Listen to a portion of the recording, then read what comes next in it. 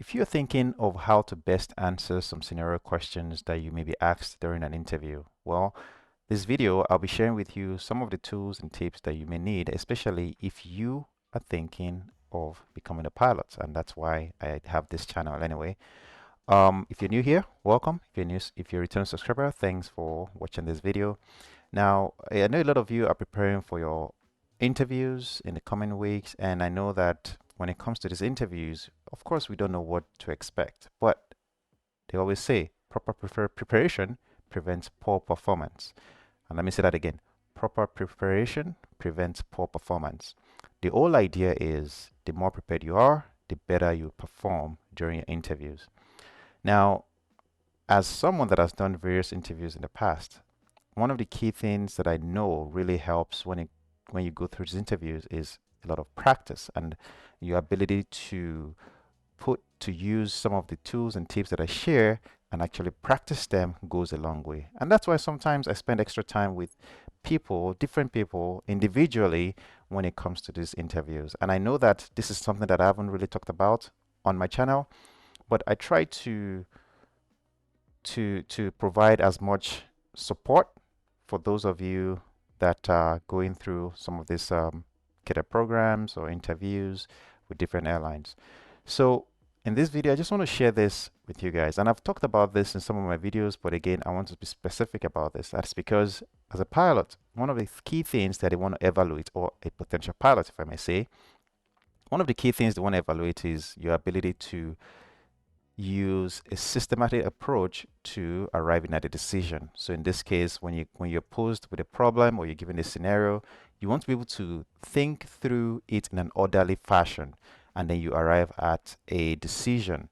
And of course, you see if that decision really gives you the results that you expect. And if you go through these interviews, they always want to see that you go through an orderly manner to arrive at a decision. You're not just all over the place. So let's talk about what we call strategic decision making. I'll be sharing my screen here, and as you can see, the whole idea about strategic decision making is your ability to identify problems when they come up. You're able to seek information to establish the problem and why you probably have the problem. You brainstorm on some of the options or solutions that you want to arrive at. Then you choose some of the options, or at least choose an action. You implement the action, and then you evaluate if that action has given you the desired results. Now, in flying, we call this aeronautical decision making. In the other part of the world or in other parts of different careers, they will call it strategic decision making, like police or in the army, or and so many different facets, all right, of this concept.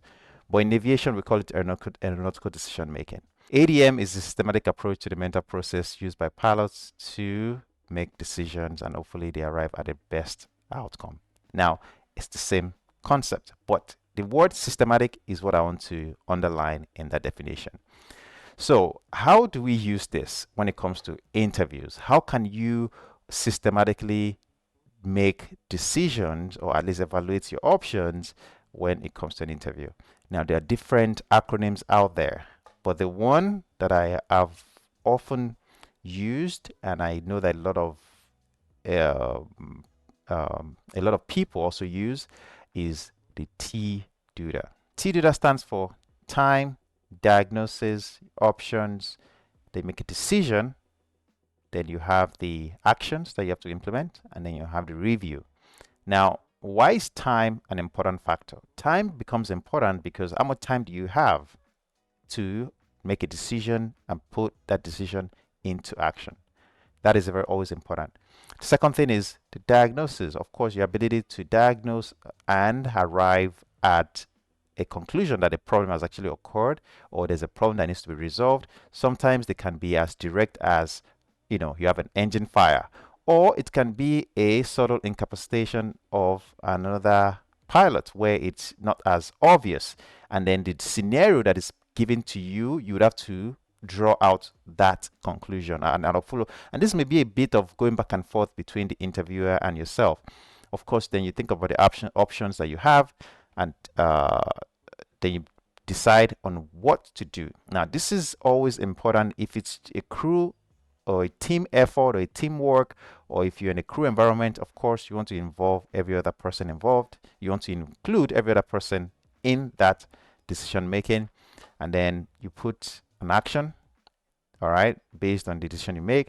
And then you review to make sure that you have arrived at the decision that you wanted, or the action that you implemented. You want to make sure that you've arrived at the desired outcome.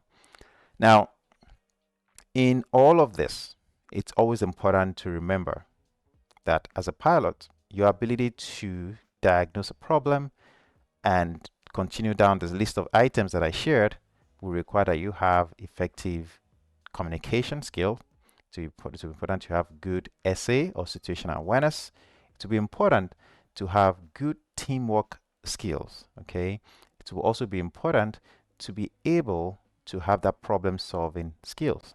And that is you not giving up. And this will lead me to what we discuss in aviation often, which is the hazardous attitudes, starting with anti-authority, impulsivity, invulnerability, resignation, and then we have the last but not least, the macho attitude. All these attitudes generally will be posed to you sometimes through scenarios. And that's why when you are thinking through your answers, you should hopefully be able to put, some of this information that I share with you and be able to put it to use to arrive at a good answer. For example, you're flying with somebody that is not following rules because they have an anti-authority hazardous attitude. Okay, because they don't want to follow rules, they don't want to follow policies or SOPs.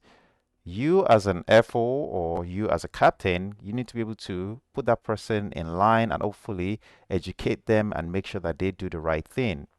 Of course, you don't want to compromise safety. So if it's something that is very safety critical, then at that point, you want to make sure you step in to resolve the situation. But if you're doing, or if you're given a scenario in which, let's say, you're flying and someone is having an heart attack, or you have fire on board, then at that point, you have to get down to the line of T DOTA. How much time do you have? What are the diagnosis, the options, make a decision, take an action, and review. This type of situation could also apply to, or this T DOTA concept can also apply to situations in which you are found yourself in the thunderstorms and the airplane is experiencing extreme turbulence. What do you do? How much time do you have? Make it run the diagnosis of the issues or problem. What options do you have? Take a decision, action, and review. This concept is all the same. I wanted to share this with you, and I hope that you can use this in your scenarios going forward. If you have found value in this one, don't forget to drop a thumbs up on the video, and I would love to see you in the next one.